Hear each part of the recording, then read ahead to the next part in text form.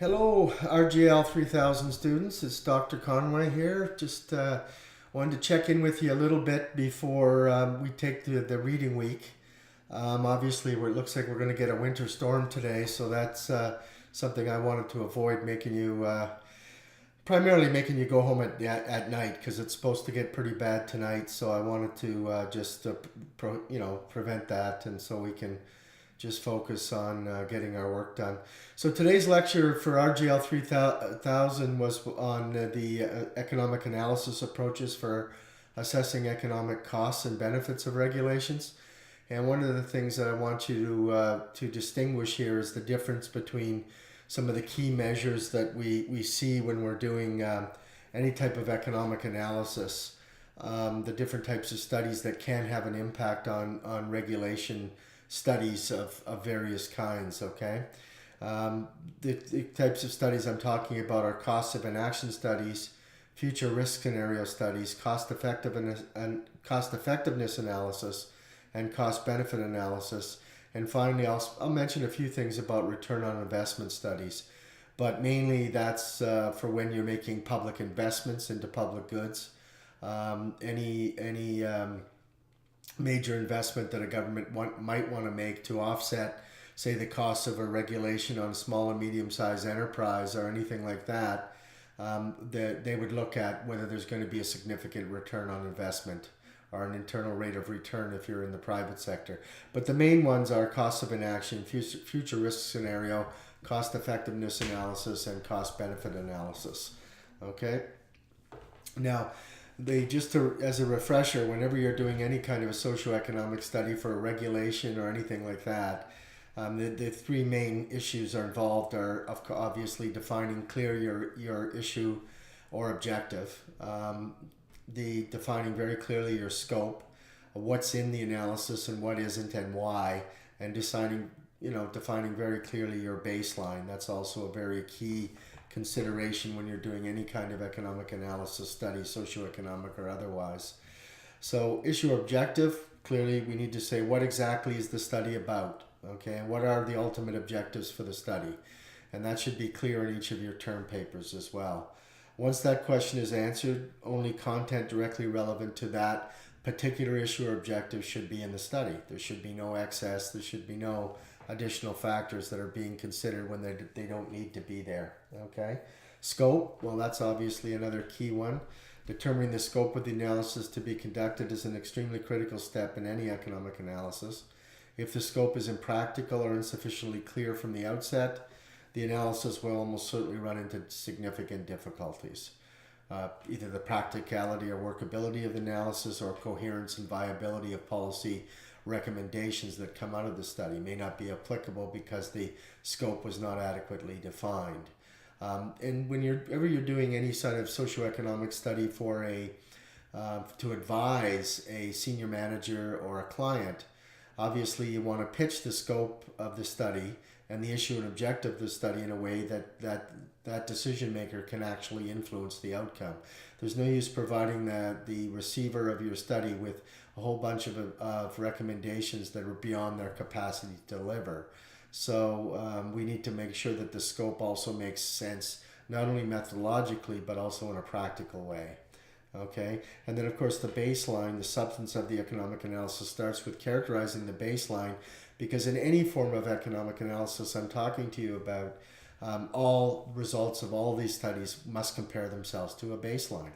The baseline is the latest date for which you can get information for all the variables that are applicable to the scope and purpose of your study, the last date, and then anything that changes with respect to those variables because of a policy intervention like a regulation is the difference between the baseline and the change brought about by the policy measure.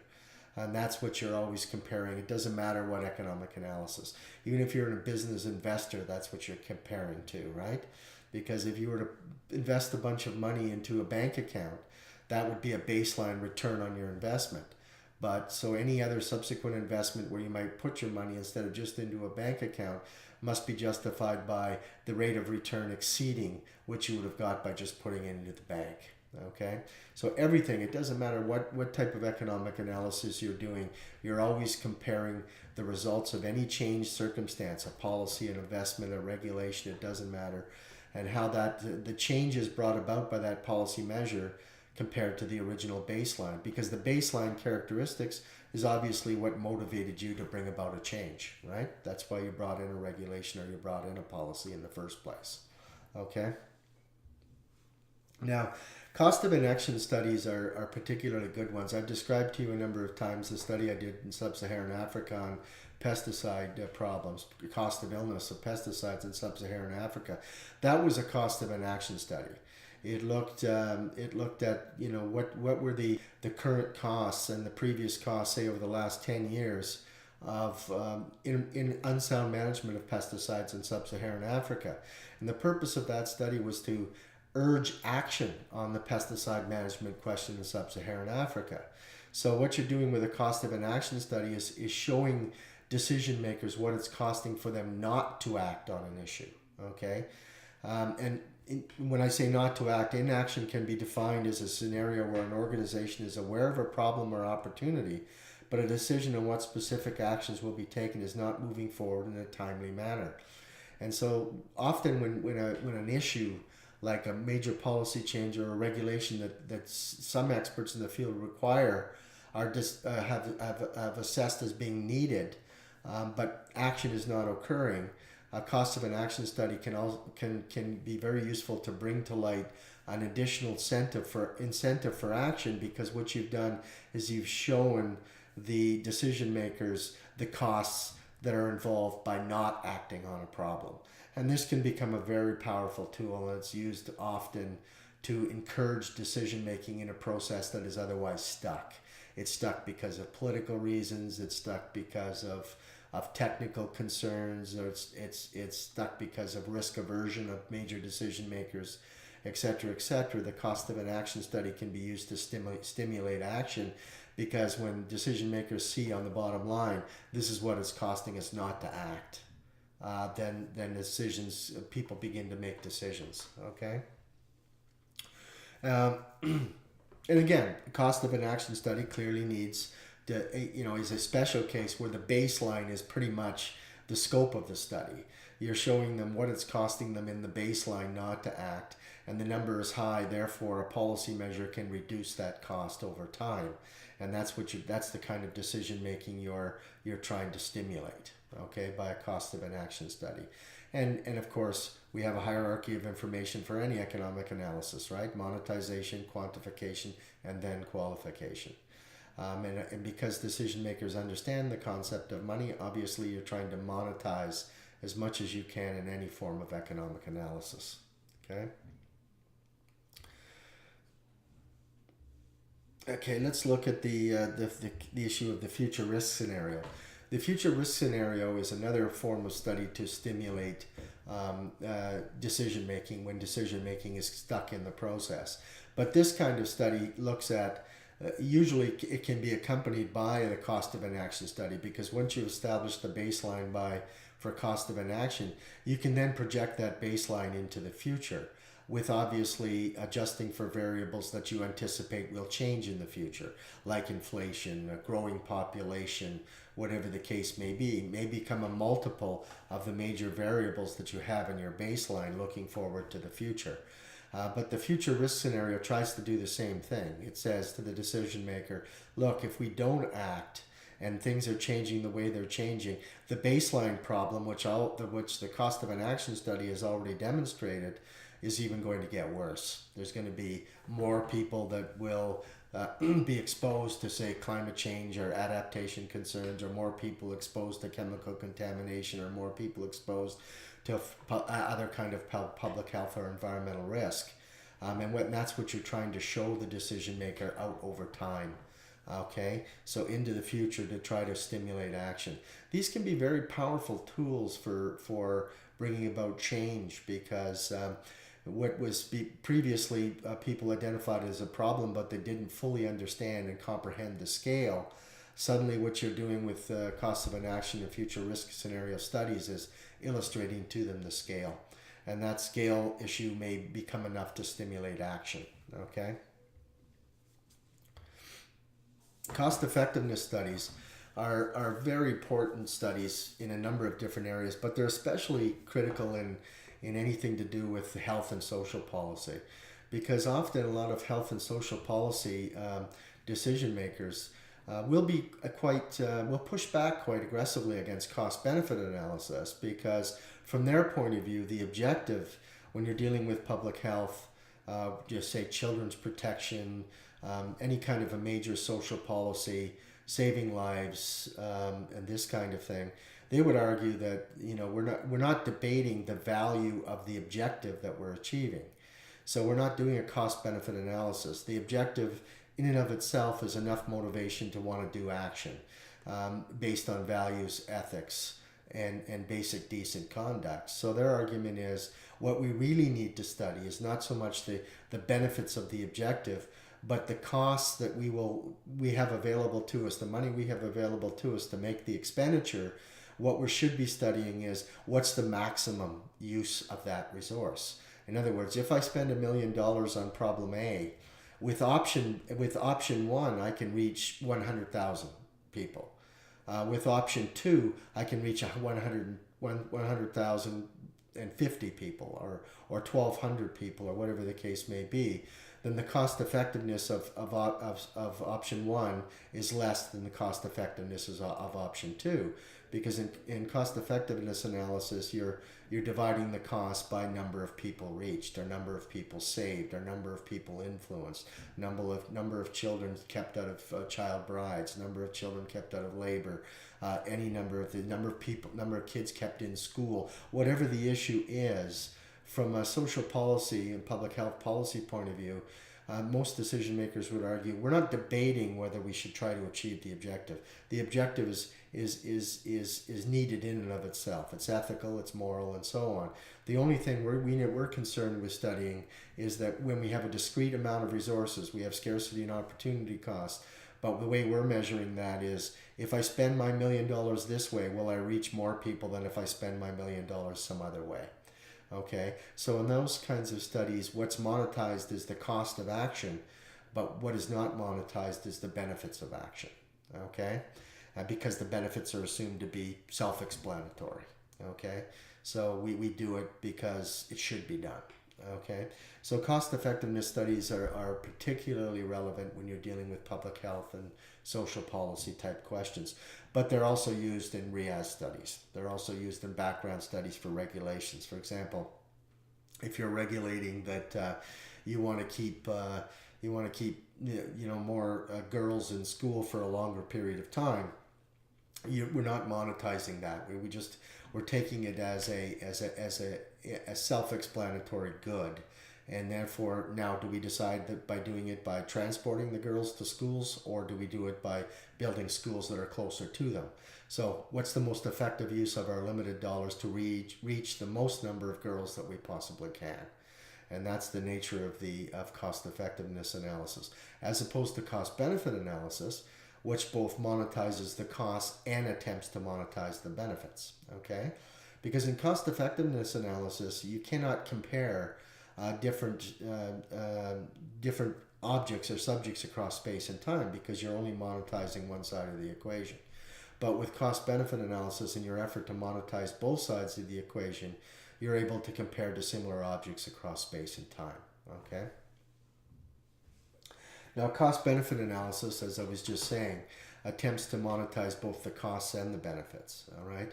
And the cost benefit analysis asks two questions. Is this a good use of our money? One. The second is this a good use of our money compared to what? Okay, and that's what cost benefit allows you to do, right? It allows you to compare completely dissimilar objects across space and time. So, you might have $10 million to invest in something. Do I invest it in land, or do I invest it in something else, in a small, financing a small factory? I mean, these two things are completely dissimilar, but they can be compared across space and time, because you're monetizing both the costs and the benefits. And money, right? Money can be assessed across space and time, because we know inflation rates, we know conversion rates between currencies, by the day going back 75 years if need be, okay? So we can compare completely dissimilar objects across space and time.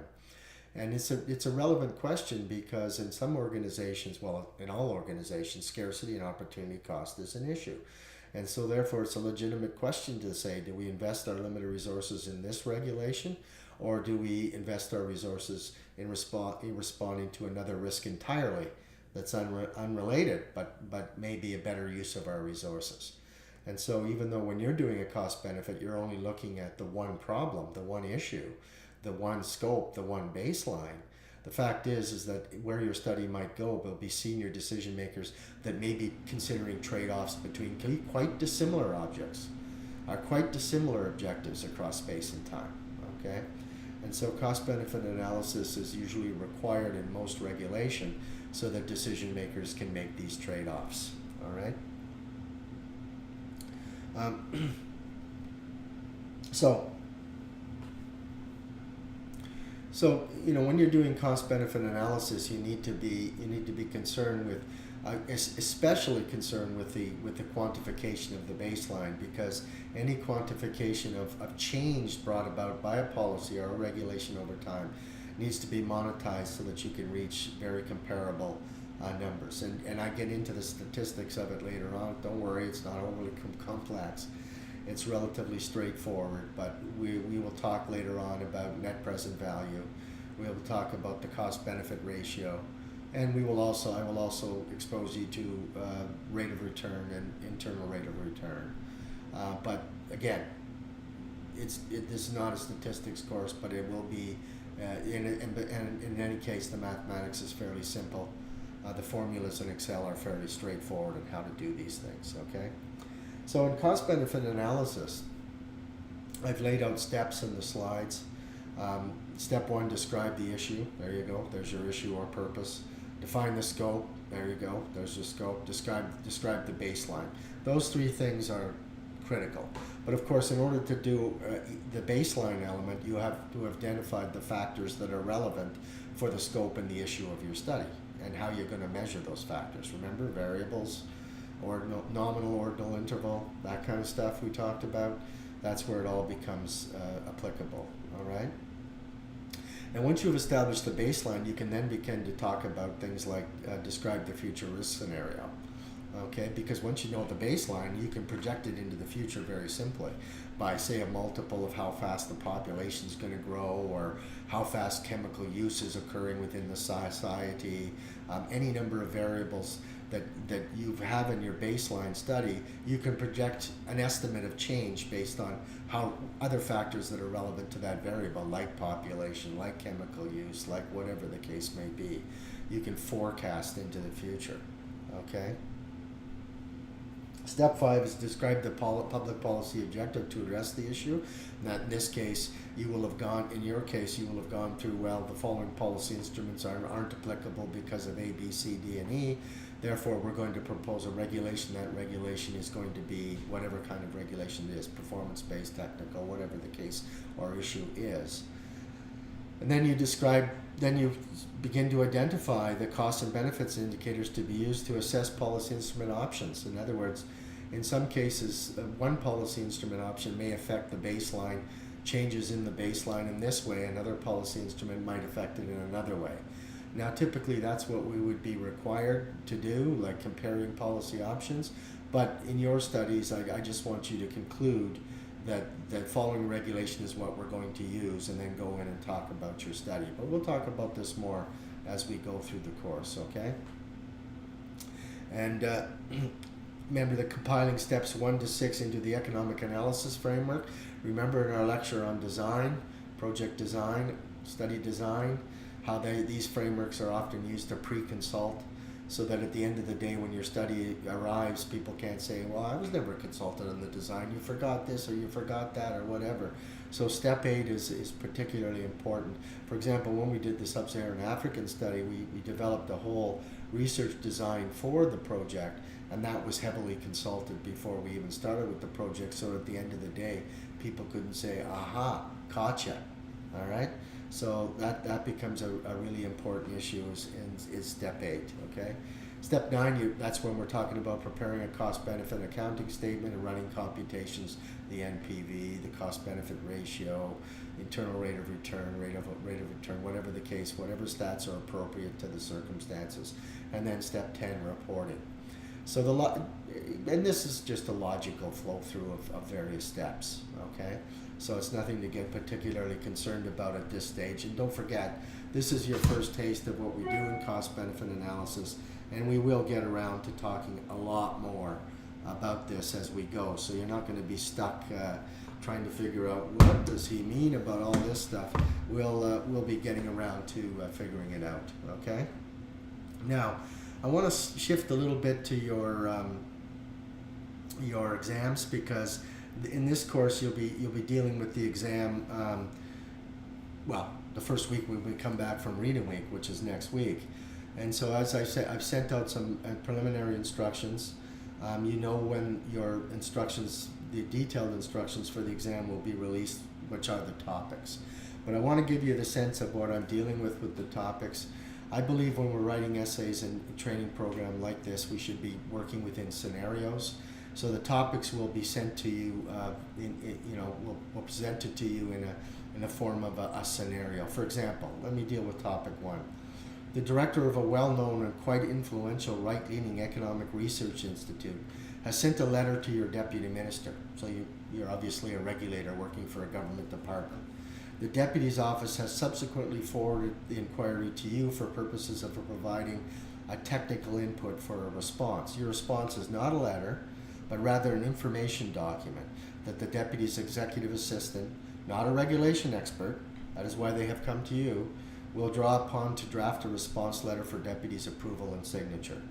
In his letter, the stakeholder, the Research Institute director, has rather provocatively asked the Deputy Minister how the federal government's regulatory development process takes the economic impacts of regulations into account when dealing with hazardous chemical products. Of course, the Deputy Office has expressed some concerns that the stakeholder might be fishing for concerns or evidence to advance their political agenda about how government regulation of hazardous chemical products is unnecessarily burdensome or excessive. The key, however, is to respond to the concern with a precise factual response, not defensiveness.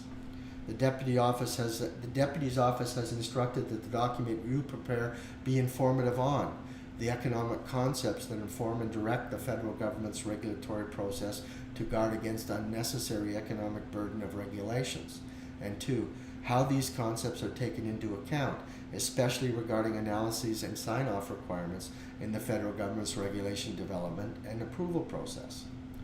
Additionally, the Deputy's office has noted that because the stakeholder is an economic research institute, the information you provide should speak to a sophisticated treatment of economic concepts applicable to regulation, but should do so without technical speak of a regulation expert, because the letter will be undoubtedly be circulated to a wider public audience by somebody at the Institute. Okay? And then I give you tips. Don't forget that in addition to the professional lectures and slides, the federal government has policy and guidance documents that address these issues. 2, keep your response broad enough to address all 3 areas of hazardous chemical product regulation applicable to our program, since the stakeholder has asked about the level of economic burden of all hazardous chemical product regulations and not just one sector. Okay? So that's obviously, I've told you right there what to write. So the key with these exams is not knowing what to write. There are no tricks. I tell you what to write about. But what I want to see is for you to use the concepts in providing a public research background document that we'll use for a public speech on how the proper use of the concepts. You can't allow your deputy to go up there and give a speech and be using the concepts in the wrong way or misunderstanding the concepts if he gets a question or anything like that. So your job is just to be as clear as possible on how the process is taking economic costs into account. Okay? I wanted to give you a little test of the type of question that you're going to be getting. I'm not going to give you the second topic, okay? So anyway, on that score, I'll cut out on this one. And have a good reading week. Obviously, can't stress enough, getting ready for the exams and starting to get rolling on your term papers, because once the reading week's over, the term goes by really fast. Okay? So take those things into account, and I will be seeing you all in 2 weeks' time. Okay? Take care. Bye, now.